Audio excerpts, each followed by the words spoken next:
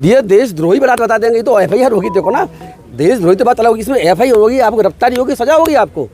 अब तो कितना बड़ा मसला है, ये छोटा मसला नहीं है। लोग इस मसले को समझ नहीं पा रहे। मैं भी जज रहा हूँ जी ना, डिस्ट्रिक्ट कोर्ट में जज तो मैं भी रहा हूँ। मुझे पता है सुप्रीम कोर्ट क्या कर रहा है। संविधान सुप्रीम कोर्ट का गुलाम नहीं है। सुप्रीम कोर्ट संविधान के अधीन काम करता है, संविधान सुप्रीम कोर्ट अधीन काम नहीं करता। संविधान ये कहता है कि हमारा देश धर्मनिरपेक्ष होगा और धर्म के आधार पर, किसी भी आधार पर सरकार कोई भेदभाव नहीं कर सकती, और करती है तो फिर क्या होगा, ये संविधान का उल्लंघन हो गया। इतना खतरनाक है कि हिंदुओं के अलावा जो मुस्लिम हैं, ईसाई हैं, बौद्ध हैं, या और जो भी लोग हैं, या जो अम्बेडकरवादी हैं, या हिंदू लोग भी हैं, अगर वो नहीं चाहते कि हमें मजबूर किया जाए, भाई हमारी मर्जी, हम किसी को माने ना माने, हमारी मर्जी, हम किसी को। नास्तिक लोगों की समस्या है। लेकिन इससे पहले के हमारे सेशंस भी पूरे बर्बाद हुए, उस पर चर्चा हुई।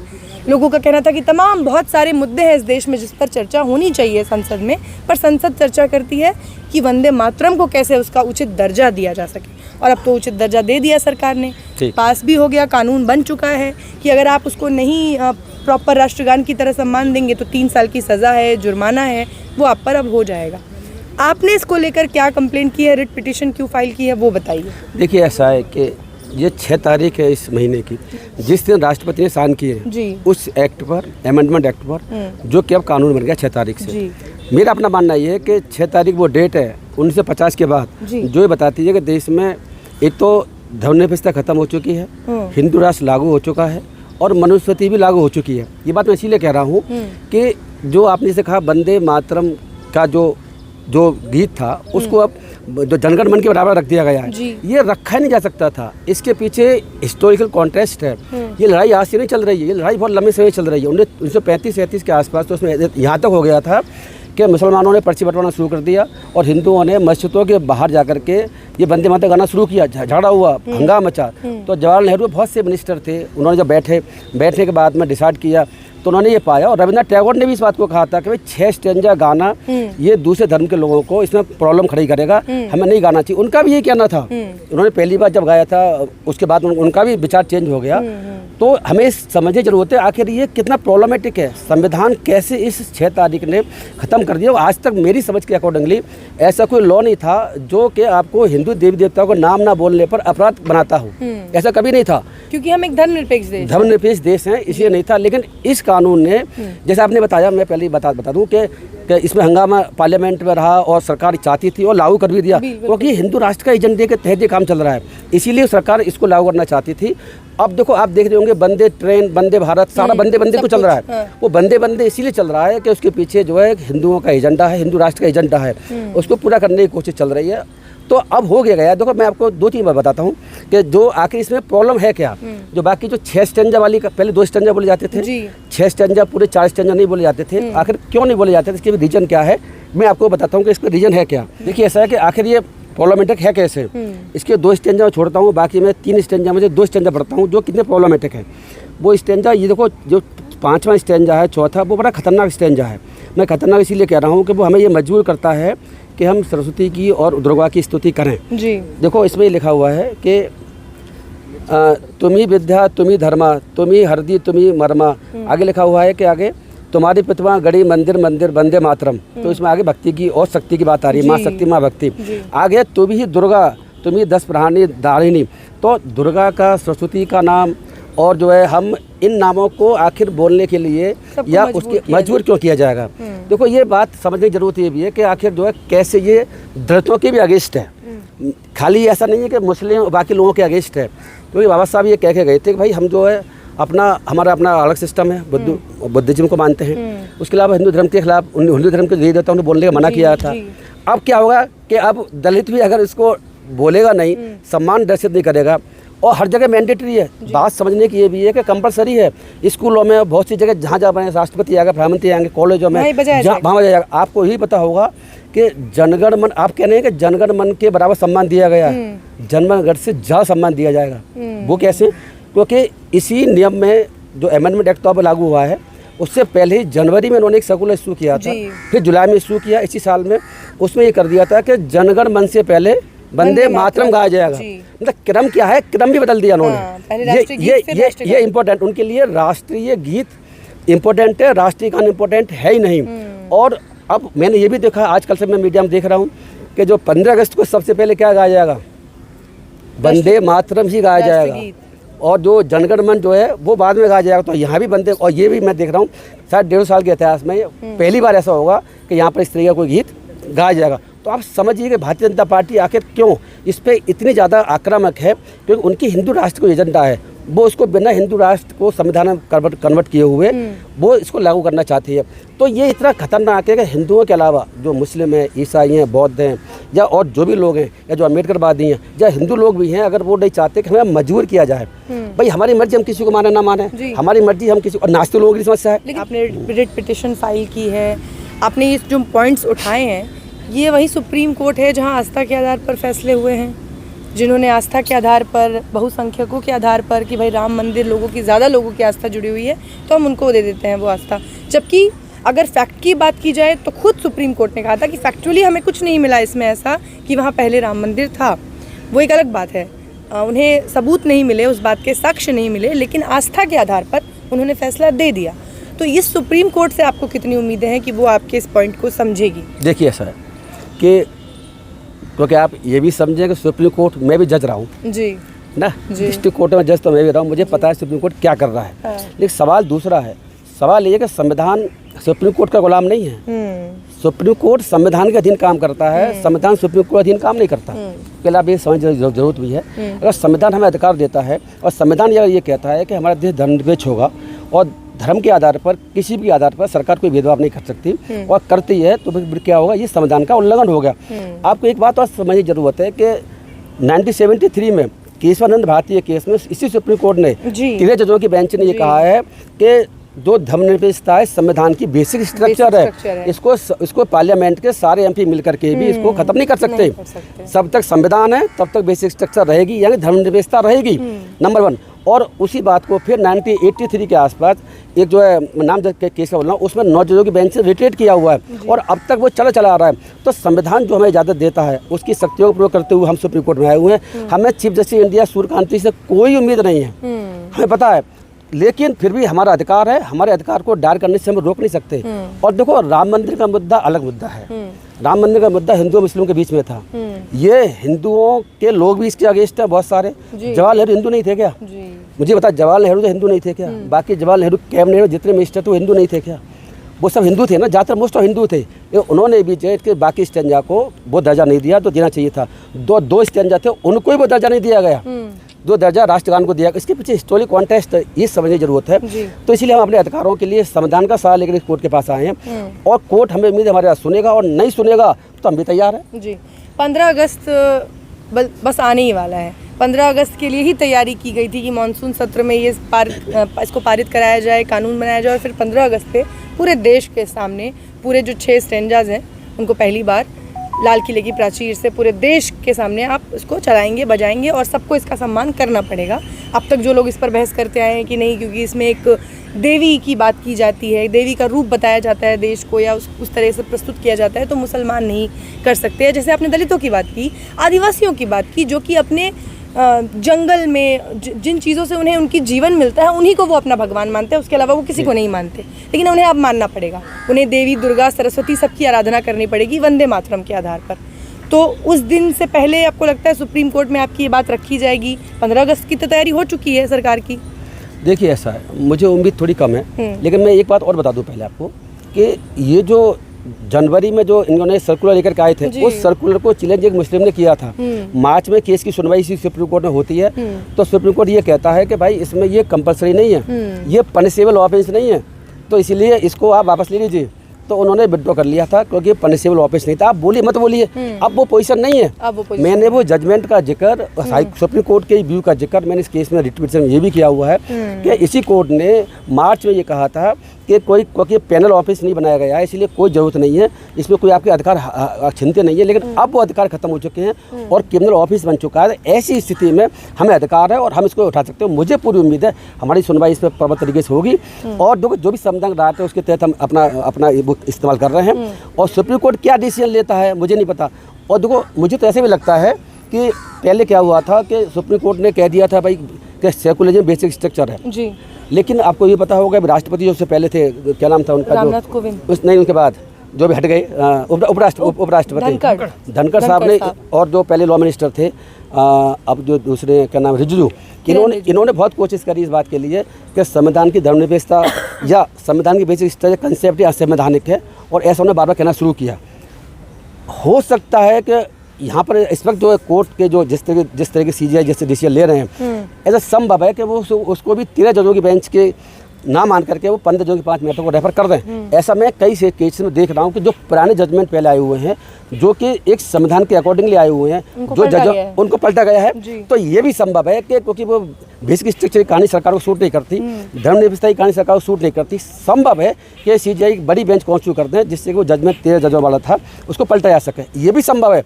मैं एक बात और बताता चलूँ आपको कि आजकल एक चीज़ और चल रही है, ये सुप्रीम कोर्ट के पीछे बढ़ा हुआ किस बात के लिए कि जजों की उम्र बढ़ाई जाए।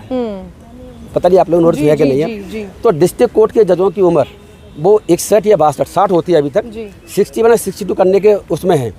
अगर 62 एज कर देंगे, हाई कोर्ट जजों की उम्र है अब लास्ट उम्र होती है रिटायरमेंट की 62, और सुप्रीम कोर्ट की है 65। तो शायद प्रपोजल सरकार का, मुझे ऐसी जानकारी ऐसा है कि नीचे जजों की उम्र 62 कर दी जाए, और हाई कोर्ट जजों की उम्र 65 और सुप्रीम कोर्ट की उम्र 68 कर दी जाए। तो ये CJI साहब जैसा सरकार के चाहते हैं, मुझे लग रहा है अभी उनका मार्च तक का, फरवरी तक का समय है। सरकार हो सकता है कि 3 साल उम्र और बढ़ा दे, तो CJI 3 साल का काल उनका एज ए CJI और बढ़ सकता है। और ये CJI की बेंच ही है जिसको सुनवाई कर रही है कि 2 जजों, अभी 3 दिन पहले केस था उसमें उन्होंने बहुत कहा कि सरकार से कहा कि आप इसमें करिए और इनकी उम्र बढ़ा करके 62 साल करिए, 61 कम से कम करनी है। तो हो सकता है कि ये सुप्रीम कोर्ट के जजों की उम्र बढ़ा करके 68 ना कर दी जाए। अब इस CJI साहब को 3 साल और झेलना देश को, अब देखना है क्या करता है, क्या होगा। आपने जो इल्ज़ाम लगाया है कि वंदे मातरम के ज़रिए से मनुस्मृति लागू करने की कोशिश हो रही है, सरकार जो है वो धर्मनिरपेक्षता का जो मूल है इस देश का स्ट्रक्चर, उसको ख़त्म करने की कोशिश कर रही है, इसके क्या आधार हैं? देखो ऐसा है, इसके आधार तो उसी जैसे बताया ना मैंने कि वंदे मातरम में जो स्टेंजा पढ़े जा रहे हैं उसी में दुर्गा, सरस्वती और बाकी चीज़ों का जिक्र है। और सवाल ये है कि बाकी लोग जो अपने हिसाब से चलना चाहते हैं, धर्म भी कंसेप्ट अकॉर्डिंगली उनकी 21 में फंडामेंटल राइट 21 भी है। हमने इसमें आर्टिकल 14 के बारे में बताया है, आर्टिकल 91A। इसके अलावा सर, ये तो आपने कोर्ट में दे दिया, पर उसके अलावा सरकार की ऐसी कौन सी नीतियाँ हैं, सरकार के ऐसे कौन से एक्शंस हैं जो आपको लगता है इसके अलावा जो ये प्रूफ कर रहे हैं? ऐसे तो बहुत सारे काम जैसे मैंने अभी कहा था, वंदे भारत करके बहुत सी चीज़ें चल रही हैं। इसके अलावा NRC CA बहुत सारे चल रहे हैं, SAR चल रही है, वो भी उसी तरीके चल रही है, वो उसी तरह के आगे बढ़ रहे हैं। और आप देखो ना आयुष्मान, बस यही चाहती हूँ कि आप एक बार ये पॉइंटर सबको बता दें कि ये जो पॉइंटर्स है ना, सबको एक बार क्लियर हो जाए। आप गीता महोत्सव देखते हैं, हरियाणा में चलता है। अब आप कांवड़ यात्रा देख रही हैं, कांवड़ यात्रा में क्या चल रहा है, फूल बरसाए जा रहे हैं। अब बताओ और धर्मों के लोग अगर कोई भी यात्रा कर रहे हैं तो वहाँ फूल बरस रहे हैं क्या? वहाँ तो यात्रा तो भाई तो मैं कह रहा हूँ, जब 5 मिनट नमाज परमिसेबल नहीं है सरकार में, तो ऐसी स्थिति में पूरे रोड ब्लॉक हो रहे हैं और हेलीकॉप्टर फूल बरसाए जा रहे हैं। आपने अयोध्या में वहाँ देखा होगा, वहाँ पर जो है दिवाली मनाई जाती है, मैं तो यहाँ भी देखा है, यहाँ भी देख रहा हूँ कि ये अभी सरकार इस वक्त की, और उससे पहले केजरीवाल की सरकार थी, वो भी इसी तरह के काम कर रही थी, सब चल रहा था। तो सारी सरकारें, मैं BJP को सिर्फ दोष नहीं दे रहा हूँ, जितनी भी सरकारें, कांग्रेस भी है, आम आदमी पार्टी भी है, ये भी है, बहुजन समाज पार्टी भी है और सपा भी है, सारे के सारे जो है उसी तरीके से एजेंडे पर काम कर रहे हैं। ये देश के लिए चिंता की विषय है। पता नहीं क्या होगा इस देश का। सवाल ये नहीं है कि भारतीय जनता पार्टी के ही तरीके से बाकी सारे कांग्रेस सहित वो अपने आप को हिंदू बताने की कोशिश कर रहे हैं और बाकी धर्मों की कोई बात ही नहीं करता। तो ये सबसे खतरनाक स्थिति है देश में। जी, तो भारतीय जनता पार्टी पर तो चलिए ये लगते ही हैं आरोप कि वो इस तरीके से काम करती है, प्रत्यक्ष भी उसके बहुत सारी चीज़ें हैं, लेकिन उनके साथ साथ तमाम जो विपक्षी पार्टियां हैं वो भी अब उनके इसी डर्रे पर चल रही हैं। ये बिल्कुल आपने सही कहा, इसमें कोई दोहराई नहीं है। अब सुप्रीम कोर्ट में सर तारीख की बात भी कर लेते हैं, क्या आपको तारीख आगे मिली है, क्या कुछ होने वाला है? नहीं, तो अभी फाइल किया कल हमने शाम को जी, और 2-3-4 दिन में शायद डेट आ जाएगी, ऐसा हमें उम्मीद है। उसके बाद जो भी होगा देखेंगे, और जब भी आएंगे तो आपको सूचित जरूर करेंगे। और जो भी कोर्ट क्या एक्शन लेती है, क्या हमारी डिसमिस करती है या एंटरटेन करती है, नोटिस इशू होता है, हमने इसमें इंटरिम स्टे की बात भी करी है। हमारा कहना ये है कि इसको कानून इतना खतरनाक है कि वो उसको अब लोगों के खिलाफ FIR शुरू हो जाएगी, है ना, तो और वो अरेस्ट होना शुरू हो जाएंगे। ऐसी स्थिति में क्या होगा कि लोगों के फंडामेंटल राइट ब्रीच होंगे, तो इस कानून को स्टे किया जाए। आपको पता होगा UGC वाले कानून को स्टे कर दिया था जी, तो भाई इसको स्टे कर दो, ये तो अपराध बना रहा है, ये तो उससे बहुत खतरनाक कानून, वो तो कुछ भी नहीं था, वो तो अच्छा था। तो ऐसी स्थिति में हमें उम्मीद है कि सुप्रीम कोर्ट साथ कुछ करेगी, नहीं करेगी तो पता चलेगा, सुप्रीम कोर्ट पोल तो खुलेगी कम से कम इसी बहाने से कि सुप्रीम कोर्ट जो है अपने जजमेंटों को नहीं मान रही, और अपने इस धर्मनिरपेक्षता के बेसिस का कंसेप्ट को नहीं मानना, ये कम से कम जानकारी तो जनता को मिलेगी। ये हमारा उद्देश्य। सर सरकार इसको मैंडेटरी क्यों करना चाहती है इस पूरे मैटर? इसीलिए करना चाहती है, देखो मैं एक बता दूं आपको कि जिससे कि धर्म चाहे किसी का कोई भी हो, वो हिंदू देवी देवताओं को नाम को बोलने के लिए मजबूर हो जाए, या वो असेंबली में शामिल होना मजबूर हो जाए, वहाँ आदरपूर्वक खड़ा होना मजबूर हो जाए, जिससे कि वो धीरे करके मजबूर होकर के वो ही हिंदू में कन्वर्ट हो जाए। हिंदू में कन्वर्ट कराने के जब लोगों को हिंदू धर्म के हिसाब से चलना पड़ेगा और धर्म के हिसाब से चलना नहीं पड़ेगा और नहीं चलेगा तो उसको सज़ा मिलेगी, तो इंसान हो सकता है बहुत से इंसान देश में ऐसे होंगे वो क्या करेंगे, भाई क्या कर रहे हैं, हिंदू धर्म में कन्वर्ट हो जाते हैं और धर्म के लोग हैं। तो ये बहुत ही खतरनाक चीज़ है। तो मैं जैसे मैंने पहले कहा, मैं रिपीट कर दूं कि देश में ये पहली बार ऐसा हुआ है कि किसी को हिंदू देवी देवताओं के नाम ना बोलने के लिए या उस असेंबली में शामिल ना होने के लिए या उसमें वहाँ चले जाने के लिए अब सज़ा मिलेगी, FIR होगी, गिरफ्तारी होगी। आप देख रहे हैं कि इतने सारे कानून उन्होंने इतने बना रखे हैं जिसमें लोग फंसे पड़े हुए हैं। ये कानून वो उसी तरीके का, तो लोगों को अब जो पहले से भी सारे परेशान हैं, दुनिया भर केस, आप लोग बहुत केस झेल रहे हैं, मीडिया वाले केस झेल रहे हैं, इस तरीके से मुस्लिम बहुत केस झेल रहे हैं, जो लोग अपनी स्पीच रख रहे हैं वो केस बहुत से झेल रहे हैं। उधर गनीमत CJP के आंदोलन में केस FIR नहीं हुई है, जो भी राशि वो बाद में अब FIR ख़त्म भी हो रही है, लेकिन इनमें ऐसा नहीं होने वाला। तो इसीलिए ये बहुत खतरनाक है, मुझे लगता है कि इसको लोगों को बहुत करने की ज़रूरत है। लेकिन सर जैसे थिएटरों में पहले बजाया जाता था तिरंगा, उसमें कितना विवाद खड़ा हुआ था, इसी तरह से इसको भी अब जगह जगह लोगों के बीच में ला के इसको पब्लिकली बजाया जाएगा, तो इससे तो लोगों में भी प्रॉब्लम होगी। तो इसका सॉल्यूशन देखिए ऐसा है, पहले जो थिएटर की बात कर रहे हैं वो जनगण मन की बात थी। हाँ, मैं उसी वो सुप्रीम कोर्ट ने कहा था, सुप्रीम कोर्ट ने बाद में वापस ले लिया। हाँ। सुप्रीम कोर्ट भाई गलत चीज़ है, सही नहीं है। इसमें जो है, क्योंकि देखो लोगों की इतनी प्रॉब्लम होने वाली है, अब हम लोग खड़े हुए हैं, अब यहाँ आकर के हम लोग यहाँ बैठे हुए सपोज, अब यहाँ आकर कोई बंदे बंदे करना, गीत गाना शुरू कर दे और कोई पूरा करना शुरू, तो हमें खड़ा होना पड़ेगा, भाई हमें दुर्गा बोलना पड़ेगा, भाई हम क्यों बोलें? और नहीं बोलते, अगर चलने लग गए दैट इज ऑफिस, आपको खड़ा होना पड़ेगा सम्मान के साथ में। मतलब सम्मान के साथ में खड़ा होना आपके, अगर आप बोलते नहीं है कम से कम, ये पहले था, लेकिन मुझे उम्मीद है कि आप इसको लोगों ऐसा 1983 के आसपास ऐसा था कि कुछ समुदाय के लोग थे, विजय ने करे केस था साउथ का, उसमें वो लड़के थे उस कॉलेज में, उन्होंने कहते हमारा धर्म मना करता है कि हम जनगण मन की भी उन्हें आपत्ति थी तो हम खड़े हो जाएंगे, लेकिन गाएंगे नहीं। इसमें पुलिस ने FIR करी, उनकी गिरफ्तारी हुई, केस सुप्रीम कोर्ट तक पहुँचा। सुप्रीम कोर्ट उसमें पहली बार ये बात कही थी कि भाई ऐसा है कि गाने की जरूरत नहीं है, लेकिन सम्मानपूर्वक खड़ा होना जरूर पड़ेगा, आपको उठना पड़ेगा, खड़ा होना पड़ेगा, ऐसा नहीं करे तो ऑफेंस होगा। तो वो उस धर्म के लोग जो है कुछ धर्म था उनका, वो किसी इस तरीके की चीज़ों को मानने हैं, उनके धर्म मना करता है। तो लेकिन मुझे अब उम्मीद है कि अब तो ये सरकार और कोर्ट इस तरीके से जैसे बिहेव कर रही है, हो तो जजमेंट कोई पड़ रहा नहीं कि आपको गाना भी पड़ेगा, नहीं आप गाएंगे तो वो ऑफेंस होगा। पहले क्या था कि गाना सम्मान पर खड़े हो जाइए, भैया हम क्यों खड़े हो, हम चल देंगे वहाँ से, आप जा भी नहीं सकते ना। मतलब इसको देश विरोधी की तरह प्रेजेंट किया जाए, ये देशद्रोही बता देंगे तो FIR होगी। देखो ना, देशद्रोही तो बात अलग होगी, इसमें FIR होगी, आपको गिरफ्तारी होगी, सजा होगी आपको। अब तो कितना बड़ा मसला है, ये छोटा मसला नहीं है, लोग इस मसले को समझ नहीं पा रहे। तो मेरी कोशिश ये है कि भाई लोग इसको समझें, जागरूक हों, और ये आपके फंडामेंटल राइट का, हिंदुओं के फंडामेंटल राइट का ब्रीच हो रहा है। भाई हिंदुओं में बहुत से अलग देवी देवता हैं, कोई किसी को मानता है, किसी को मानता है, कोई नास्तिक भी है हिंदुओं में, जैसे कंसेप्ट है। अब आर्य समाजी मूर्ति पूजा नहीं करते हैं, आर्य समाजी वाले इसको कैसे करेंगे भाई? आप देखो ना, 26 का उल्लंघन है आर्टिकल, तभी तो हमने आर्टिकल 25 का जिक्र इसमें कर रखा है, आर्टिकल 19, 14 आर्टिकल और 19 और 25 और 21 का जिक्र इसमें कर रखा है, और संविधान का जो बेसिक स्ट्रक्चर उसके उल्लंघन में है। और ये सुप्रीम कोर्ट ही कह चुका है, जैसे मैंने बताया था, ये कह चुका है कि भाई इसमें पैनल ऑफिस नहीं बना हुआ पहले इसी महीने जनवरी में, तो अब बना दिया। अब उन्होंने उस जनगण मन के बराबर कर दिया, और करने के बाद में उसमें ऑफिस बना दिया। अब 3 साल सजा होगी, और दोबारा करेंगे तो सजा कम से कम 1 साल की होगी, वो अलग कहानी है। तो देखो ये बहुत खतरनाक कानून है। सर प्रधानमंत्री लाल किले से सबसे पहले वंदे मातरम गाएंगे, आप ऐसा कुछ कह रहे हैं? वंदे मातरम, हाँ, तो वंदे मातरम एक गाने की जो शुरुआत हो रही है, इसको आप लोग धार्मिक एंगल क्यों दे रहे हैं? प्रधानमंत्री अगर लाल किले, अरे धार्मिक एंगल ही है। आप मुझे एक बात बता दें, अगर हम दुर्गा सरस्वती की बात करेंगे किसी गीत में और हमें बोलना पड़ेगा तो धार्मिक एंगल नहीं है।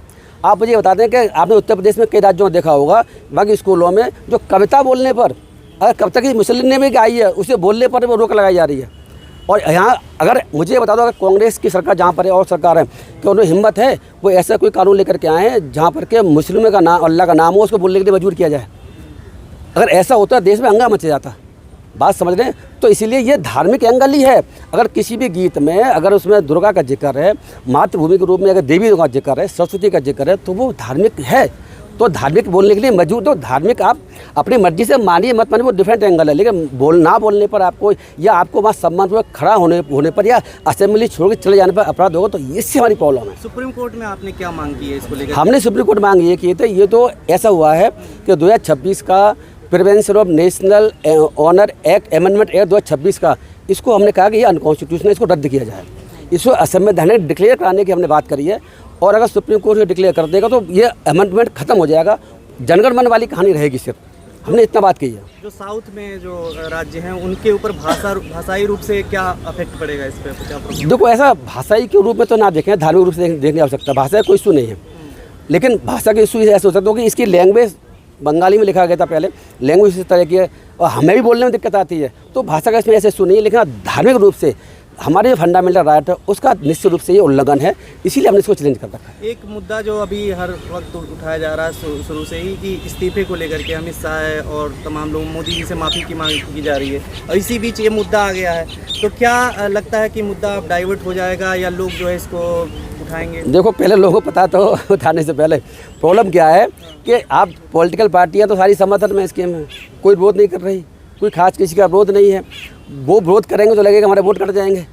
आप प्रॉब्लम यहाँ पर है कि यहाँ पर हिंदुओं का बहुत सारा वोट बैंक है, उसको लाने के लिए ये जो जितनी पॉलिटिकल पार्टियाँ हैं बीजेपी के अलावा भी, वो चुप हैं, साइलेंट हैं, वो कुछ नहीं करेंगी। अब जनता आम लोग कुछ कर सकती है और तो कुछ करेगा नहीं, क्योंकि जो पॉलिटिकल पार्टियाँ एक भी विरोध नहीं कर रही और ना करेगी। तो ऐसी स्थिति में हमारी कोशिश ये है कि जो फंडामेंटल राइट आपके जो संविधान में मिले हुए हैं और संविधान जो खत्म हो रहा है, हिंदू राष्ट्र जो आ रहा है और धर्मनिरपेक्षता खत्म हो रही है, इसको लोगों को जागरूक किया जाए, जिससे कि लोग इसमें आकर के आगे जोड़ करके फिर आगे कुछ बड़ा आंदोलन इसमें शुरू किया सके। सुप्रीम कोर्ट जैसे कई मामलों पे नहीं निष्पक्ष मतलब नहीं रहता है, आप आरोप लगता है, और इस मामले पर अगर सुप्रीम कोर्ट नहीं करता तो आप लोग क्या करने वाले? देखिए, ऐसा है, देखो, एक तो सुप्रीम कोर्ट की इससे कल ही खुल जाएगी कि सुप्रीम कोर्ट इस मामले में भी वो सरकार के साथ है, इस मामले में जनता के साथ नहीं है। सुप्रीम कोर्ट क्या करता है उस पर हमें ज़्यादा जनता की जरूरत नहीं है, क्योंकि आपको देखा होगा कि सीजेपी में जैसी कहानी चली थी पहले, सुप्रीम कोर्ट ने उन लोगों को भी कांग्रेस ने क्या कह दिया, बाद में सीजेपी बन गया और दुनिया भर का आंदोलन शुरू हो गया। अब सीजीआई भी दबाव में उसमें आ लिए थे, तो इससे फ़र्क नहीं पड़ता। हमारा फंडामेंटल राइट है, हम उसको उठाने की कोशिश कर रहे हैं, लोग जागरूक करने की कोशिश कर रहे हैं, और अगर कोर्ट कुछ नहीं करेगी तो आगे प्रोटेस्ट करना क्या करना उसको विचार करेंगे। लेकिन चीफ जस्टिस का भी विरोध हो रहा है, तो एक जगह पे इनवाइट किया गया, वहाँ पे भी उनको जो है ना कहा गया कि नहीं बुलाया जाए इनको। तो इस तरीके से चीफ जस्टिस का जब विरोध हो रहा है तो सुप्रीम कोर्ट पे क्या आप सवाल जो उठ रहे हैं और उठते रहेंगे आगे फिर? अरे बिल्कुल, आपने सही बात कही है। चीफ जस्टिस का विरोध इंडिया में नहीं हो रहा है, विदेशों में भी हो रहा है। विदेशों में गए तो वही लोगों ने मना कर दिया।